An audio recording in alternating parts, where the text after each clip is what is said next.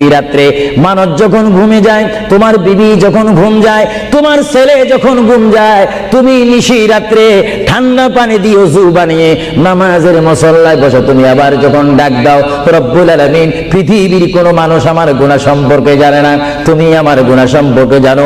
আমি এমন গুনাহ করেছি আমার বিবি জানে না, বিবি গুনাহ করেছে আমি জানি না। আল্লাহ তুমি সব কিচ্ছু জানো, হে আমার প্রভু তুমি আমাকে মাফ করে দাও। আমার আল্লাহ বলে, তারপরও যদি তোমাদেরকে আমি মাফ না করি, তারপরও বান্দা তোমরা আমার রহমতের দরজা থেকে ফিরে যাইও না।